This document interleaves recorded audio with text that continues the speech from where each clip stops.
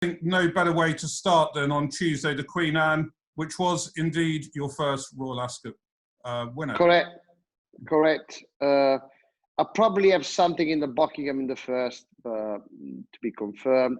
Queen Anne, we got two horses enter, Lord North and Terabella.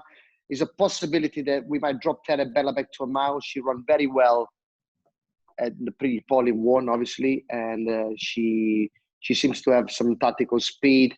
The mile division looked wide open this year. Obviously, there's a big plus that Ben Battle and also on the QE2 of Richard Arnold's, they're not there to take place. Circus Maxim is favourite, but we might roll the dice. She's already won a Group 1, and there's a possibility that she'll run in the QE2.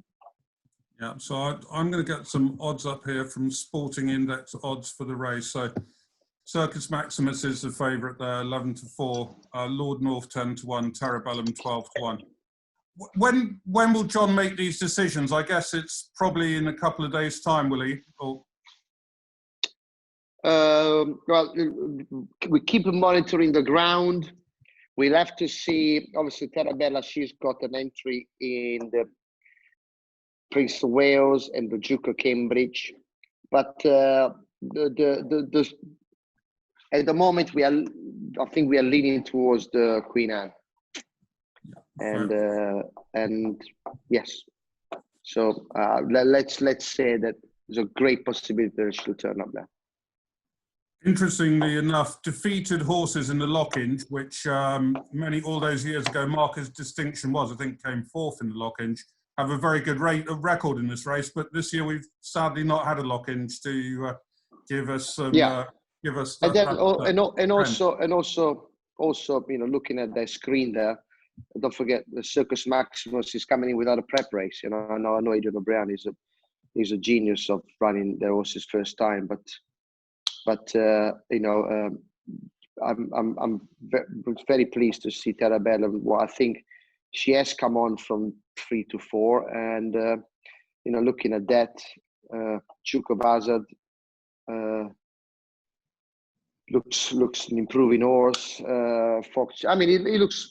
That's why we're going to roll the dice in this race, because he looks wide open, really.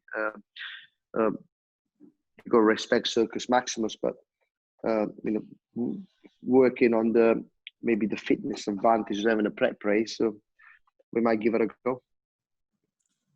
Okay, then moving on to the next race on the card that day, which is the Ribblesdale. You won this last year with Starcatcher. Yes. Frankly, darling, the homework's been pleasing. She hacked up at Newcastle wasn't a very competitive enough, because she was taking on colts. She won very well. We feel like she's going to be a Oaks contender, she needs a bit more experience. I think she's got a good profile for this race. The only thing I'm concerned, but not just us, there's a lot of horses in the field that haven't got much experience. So, Ascot can be pretty demanding for a horse that you haven't got much experience. So, on what we've seen so far, she's entitled to be favourite. But again, maybe at that price looks a bit short, maybe because it's John Gosden. But she's sure that she's got ability. I'm just concerned about not having enough experience. But hopefully, if she can handle the track, I think she should run the big race. And hopefully then go on to run in the Oaks. Yes, but that's the whole idea. Yeah. This year things are different, obviously, because Ascot is coming before the Oaks. So this is basically, it sounds funny. It's an Oaks trial, really. It is. I think later on. And it's a pretty big Oaks trial, call it the Ribblesdale. But we in a way, by looking at the field, we're all in the same position. There's a lot of horses that only run a couple of times. So. Yeah, brilliant. And I think later on there's also a Derby trial as well. It's all correct. very funny. Very confusing. very confusing. King Edward VII Stakes, Group 2, 3-year-old colts and geldings. Do you have a ride in this race? Well, I text Aidan O'Brien and I saw that he's got 6 entries. His jockeys can't fly over. I told him that I was free. You know, hopefully I'll get one of those. And like you saw in the Guineas, seldomly the second string beats the first string. He's got so many good horses that sometimes they don't even know which one's the best. So he's in a good position to be, and I hope that he has something for me. His horses seem very, very fit. Having watched a lot of Irish racing this week, it's been frightening, actually, even by his standards. You know, obviously, I'm sure that Ran will have his first pick, but you know, I'm waiting to hear. Okay, and then moving on to the King's Stand Stakes. Interesting enough, no favourite has won this in 10 years. You've picked up the ride on Skeptical. Yeah. Very exciting horse. So only run on the sand until last weekend, and obviously comes here, and Batash, the horse to beat.